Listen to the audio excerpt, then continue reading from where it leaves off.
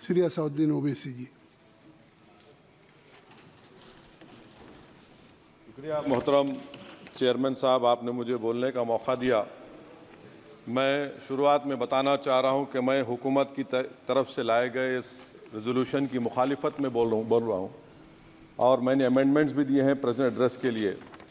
और चेयरमैन साहब, आप उर्दू को जानते हैं। किसी एक शायर ने शायद बरसर इख्तिदार जमात के लिए ये शेर कहा होगा कि उसूल बेचकर मसनद ख़रीदने वालों, निगाह अहले वफ़ा में बहुत हक़ीर हो तुम। वतन का पास तुम्हें था ना होगा कभी कि अपने हिर्स के बंदे हो, बेज़मीर हो तुम। इज़्ज़त नफ्स किसी शख्स की महफूज नहीं, अब तो अपने ही निगहबानों से डर लगता है। डंके की चोट पे जालिम को बुरा कहता हूँ, मुझे सूली से न जिंदानों से डर लगता है।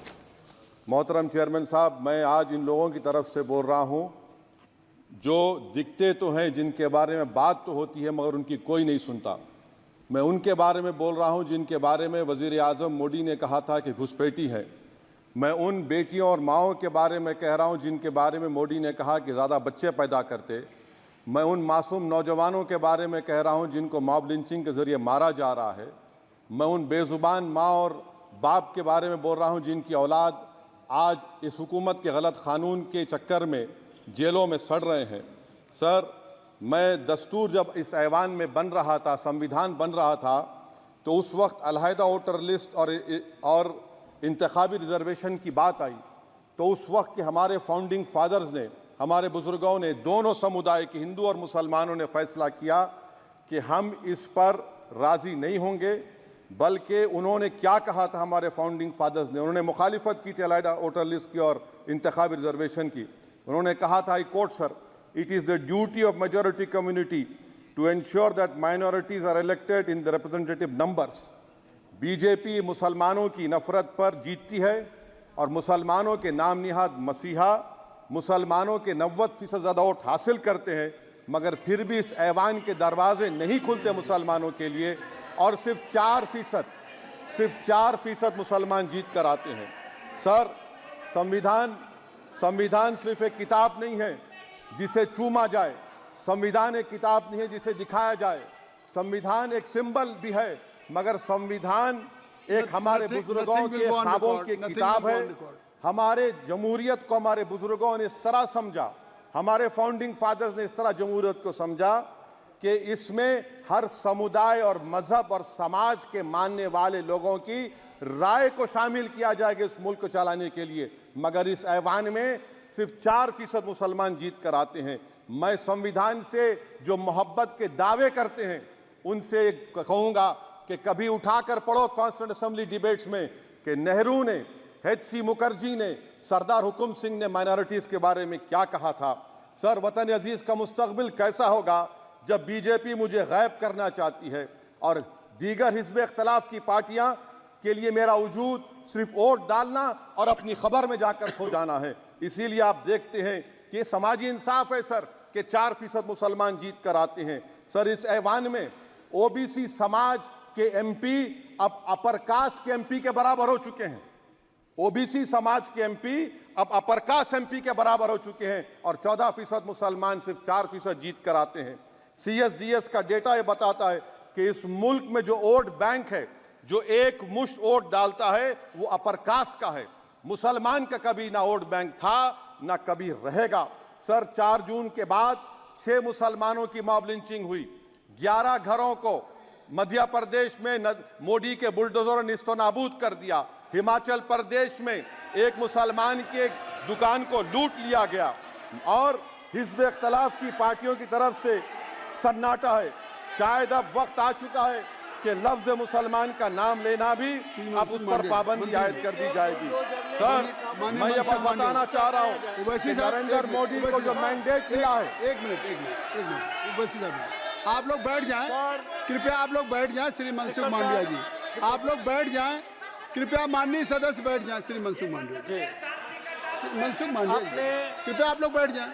अपने प्रारंभिक कृपया आप लोग बैठ जाएं। आप लोग बैठ जाएं। माननीय सदस्य ने अपने प्रारंभिक भाषण में जो शब्द प्रयोग करा है उसको ऑथेंटिकेट करा जाए। और अभी उन्होंने उल्लेख करा कि मोदी के बुलडोजर ने वहाँ मॉब लिंचिंग करा है उसको भी ऑथेंटिकेट करा जाए। निश्चित तौर से इसको ठीक है। उवैसी साहब जब भी कोई बात नहीं सर, आप चेयर पर बैठे हैं जी, इसलिए आप मंत्री जी को पेट में दर्द हुआ, माशाल्लाह, शुक्रिया उनका। नहीं, तो सर मैं ये बोल रहा था, जवाबदेही है ये अरे ये नहीं मंत्री इससे बुरी बात क्या है? पेट में दर्द हो सकता है, वो दर्द ये सब ठीक अच्छा है। दर्द हुआ, चलिए दर्द हुआ, दिल का दर्द हुआ। तो सर जो नरेंद्र मोदी को मैंडेट मिला है वो सिर्फ और सिर्फ मुसलमानों की नफरत पर हिंदुत्व की वजह से मिला है। I would like to say it is not Modi's in dock but every single person voted him despite his anti Muslim voice. And I would like to tell the opposition parties, this is not a moral victory for you, this is a victory of majoritarianism. Everyone should contemplate and do introspection. Why is it that the OBCs and the upper caste are getting their due representation? Why are the Muslims not getting? Are we here only to vote for you and not to get elected? If that is the case, please tell us that we are only here to vote for you. Sir, आज भारत के आधे नौजवान बेरोजगार हैं और रोजगार की तालाश, बेरोजगारी का आलम यह है सर कि मोदी सरकार के 5 साल में 75 लाख एस्पिरेंट्स की जिंदगी बर्बाद हो गई, 6 पेपर लीक हुआ। बेरोजगारी का आलम यह है सर कि रशिया जा रहे हैं, वहां जाकर अपनी जानों को दे रहे हैं।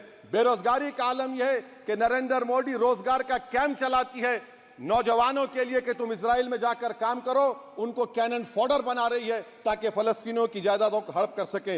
ये भी कंक्लूड कर। अरे सर मेरा टाइम है, कहाँ टाइम है सर? आप लोग ये टाइम ले लिए मेरा सर, मैं 2 मिनट दीजिए। ये विश्वगुरु की पॉलिसी है। इजराइल को 27 टन हथियार जा रहा है। 9 मिलियन भारत के लोग गल्फ में काम करते हैं, क्या असर पड़ेगा? 47,000 इजरायली फलस्तीनी मार चुके हैं। क्या है हमारी पॉलिसी सर? क्यों हथियार दे रहे हैं सर? नस्लकशी हो रही है। सदर जमहूरिया के खुतबे में राष्ट्रपति के सर, मैं उसी पे बोल रहा हूं सर, उसमें लिखा हुआ है फॉरेन पॉलिसी के ऊपर, आप पैराग्राफ नंबर 25 देख लीजिए। सदर जमहूरिया में सैचुरेशन अप्रोच है। क्यों नहीं मोदी सरकार माइनॉरिटीज को तीनों स्कॉलरशिप को डिमांड करती है सर? उसको आपने बजट कम कर दिया सर। बनारस का बुनकर 18 महीने से मंडी का शिकार है, सूरत और बेंगलुरु जा रहा है सर। आखिरी बात कंक्लूड कर रहा हूं, आखिरी बात सर, पनून केस में निखिल गुप्ता, मोदी ने कहा था कि हम घर में घुसकर मारा, तो निखिल गुप्ता को किसने ऑर्डर दिया था पनून को मारने का? अगर नहीं दिया तो उसको बचाइए, और अगर दिया नहीं तो फिर उस पर पीएमएलए क्यों नहीं लगाकर? सर समाप्त करो। कमेटी बनाई आपने, उसका क्या हुआ सर? हम एससीओ को नहीं जा रहे सर। मैं आपको बता रहा हूं कि मैं अपनी इस तकरीर को टीपू सुल्तान की नजर, सुनिए सर, अब हो गया, खत्म कर रहा हूं सर। मैं अपनी तकरीर को टीपू सुल्तान के नजर कर रहा हूं। ये टीपू सुल्तान की फोटो है, क्या आप इससे भी नफरत करेंगे सर? ये संविधान में टीपू सुल्तान की फोटो है जिस पर वल्लभ भाई पटेल ने साइन किया, श्यामा प्रसाद मुखर्जी ने साइन किया। ये आपकी नफरत है सर। आखिर में मैं अपनी बात को खत्म कर रहा हूं इस शेर पर कि क्या दिन दिखा रही है सियासत की धूप छांव।